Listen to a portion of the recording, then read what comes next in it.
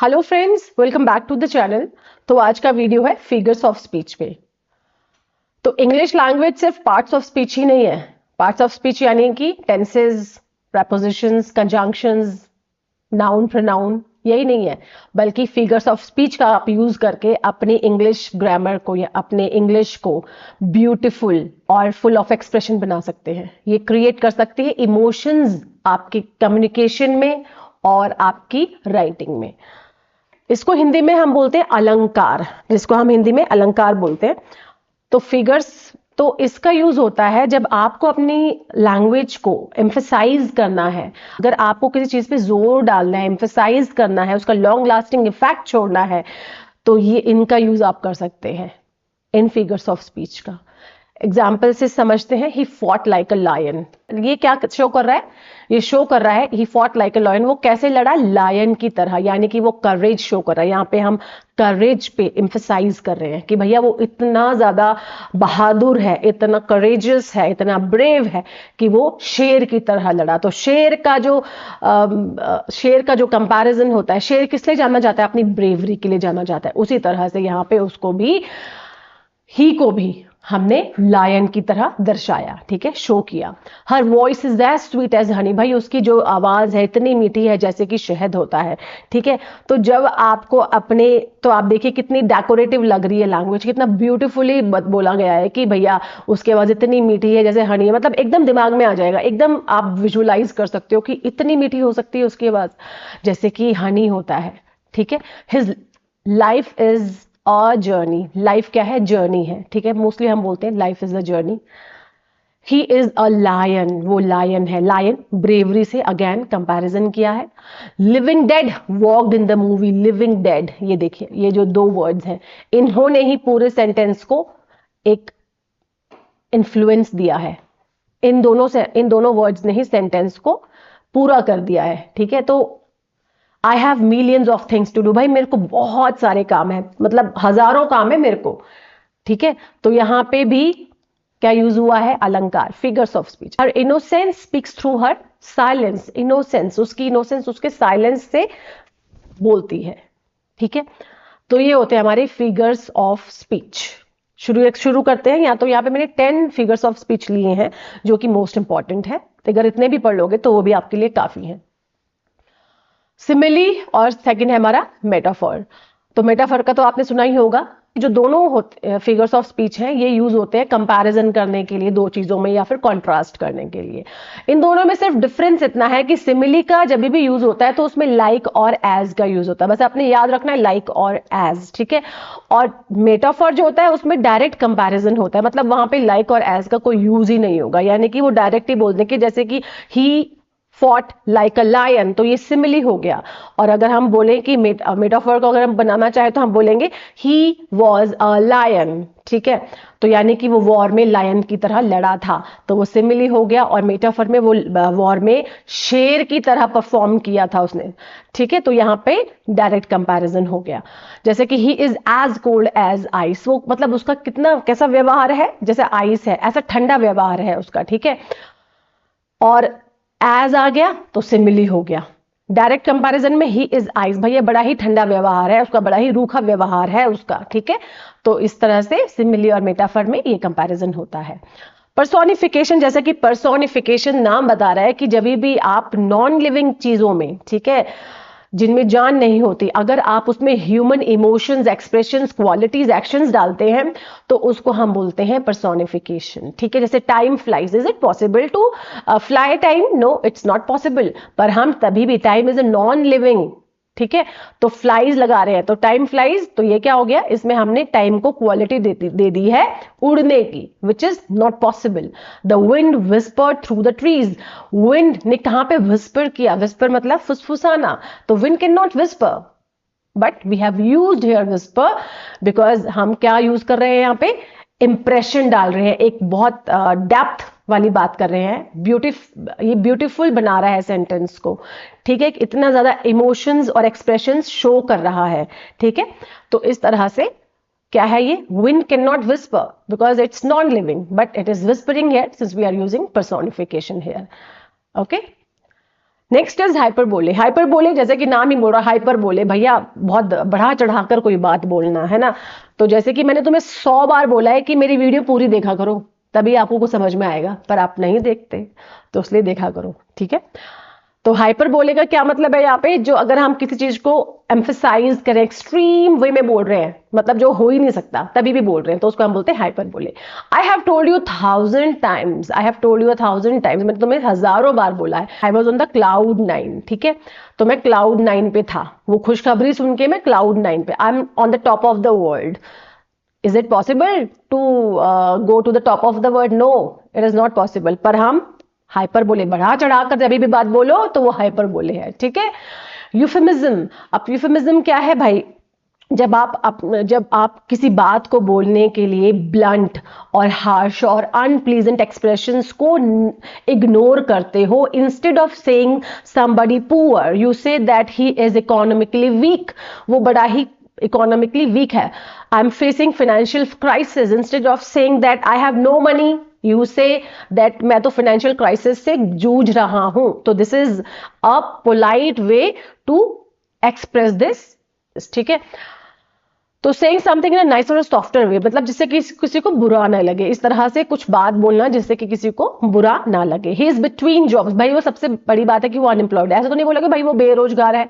You are going to say कि he is between jobs, it's not seeming harsh blunt, no it's not, she is differently abled. If somebody is physically और mentally disabled, तो you use differently abled, ठीक है। Old को हम क्या बोलते हैं, ऐसे तो नहीं बोलेंगे बुढ़ा, हम बोलते हैं सीनियर सिटीजन, ओके। पुअर को, जैसे मैंने आपको बताया, इकोनॉमिकली वीक, ठीक है। तो देखिए कितना बढ़िया यूज होता है फिगर्स ऑफ स्पीच का, आप किसी भी तरह से कोई भी बात बोल सकते हैं। Oxymoron is a combination of, ये ऑक्सीमोरोन होता है ऑपोजिट वर्ड्स के लिए, जहां पे आप एक स्टेटमेंट में दो ऑपोजिट वर्ड्स डाल देते हो साइड बाय साइड, तो उसको हम बोलते हैं oxymoron. Using two opposite word side by side, ठीक है, जैसे कि it was bitter sweet moment, bitter और sweet moment, it was a bitter sweet moment. The room was full of loud, loud क्या है, साइलेंस का ऑपोजिट है, bitter sweet का ऑपोजिट है, तो ये क्या हो गया, ऑक्सीमोरोन। नेक्स्ट है एलिट्रेशन एंड ओनोमेटोपिया।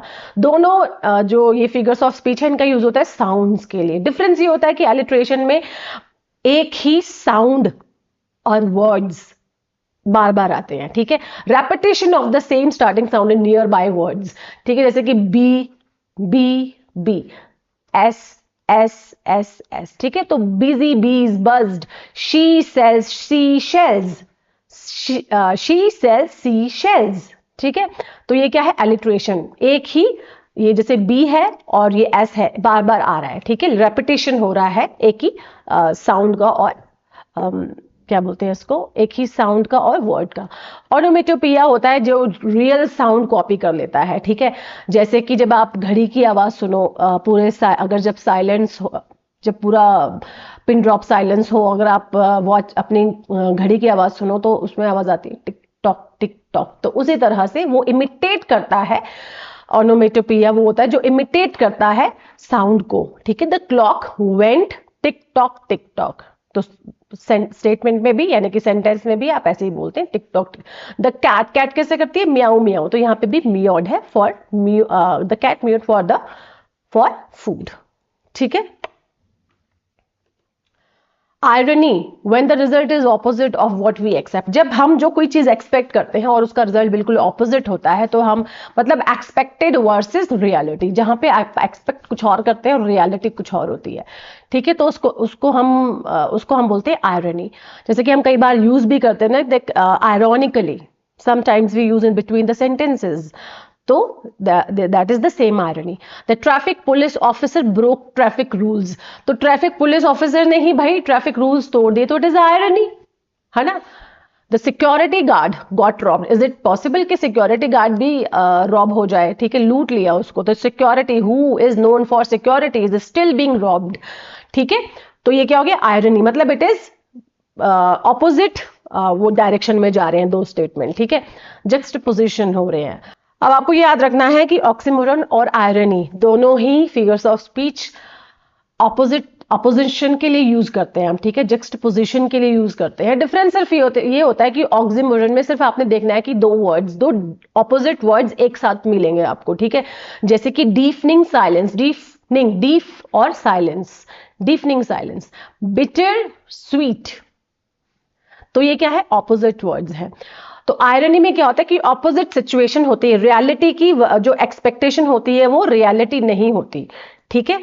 तो बस इतना है। जैसे the pilot was afraid of Heights, मतलब पायलट, ऐसा हो सकता है कि पायलट हाइट से अफ्रेड करे, उससे डरे, पर वो अफ्रेड कर रहा है, तो ये एक्सपेक्टेशन तो नहीं होती कि भैया पायलट डरेगा हाइट से, बट यहां पे वो डर रहा है, तो इट इज कॉल्ड आयरनी। पन, यानी कि जब कोई वर्ड डबल मीनिंग कैरी करे तो उसको हम पन बोलते हैं, ठीक है। इट्स अ प्ले, बड़ा ही फनी सेंटेंसेस बनते हैं पन से।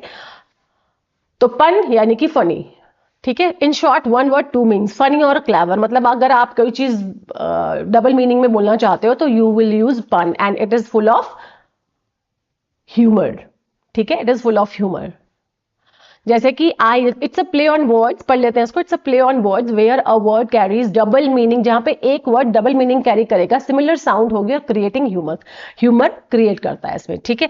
आई used to be a banker but I lost interest, ये जो इंटरेस्ट है इसने दो मीनिंग लिए हुए हैं, एक तो इंटरेस्ट वो ब्याज वाला और एक भैया उस बंदे का अपना खुद का इंटरेस्ट, ठीक है।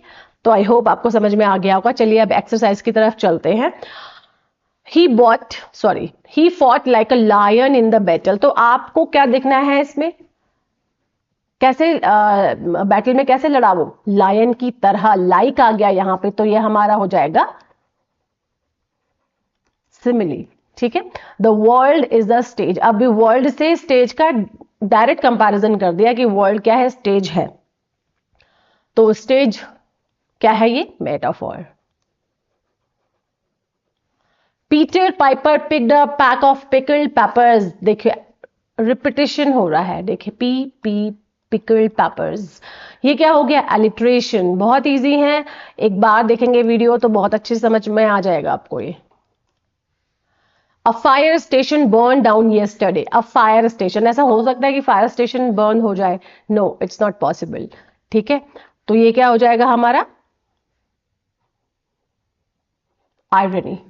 The classroom was a zoo, zoo से क्लासरूम को कंपेयर किया गया but without using like and as, then it will be metaphor, ठीक है। कितना सिंपल है। The bees बज्ड around the hive, तो बीज की कैसी आवाज आती है, इस टाइप की आती है ना, तो ये क्या हो जाएगा हमारा, onomatopoeia,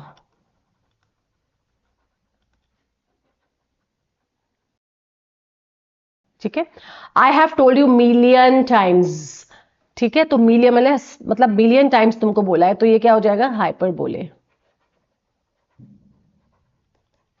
she is under the weather, मतलब इंस्टेड ऑफ सेइंग सैड, ठीक है, और gloomy, we are using here under the weather, वो ठीक फील नहीं कर रही है, तो क्या यूज हो, क्या है यहाँ पे, यूफेमिज्म। स्पेलिंग है ये। ही इज अ वाइज फूल, ये क्या है, वाइज, ऑपोजिट वर्ड्स हैं दोनों, कॉन्ट्राडिक्टरी वर्ड्स हैं, तो ये क्या हो जाएगा हमारा, onomatopoeia, no sorry oxymoron. She is no longer with us, she is no longer with us, instead of saying कि she is dead, तो we are using she is no longer with us, वो हमारे साथ नहीं है, तो this is euphemism, ठीक है। तो ये था हमारा figures of speech. I hope कि आपको वीडियो पसंद आई होगी, अगर पसंद आई है तो लाइक सब्सक्राइब जरूर कीजिएगा। Thanks for watching.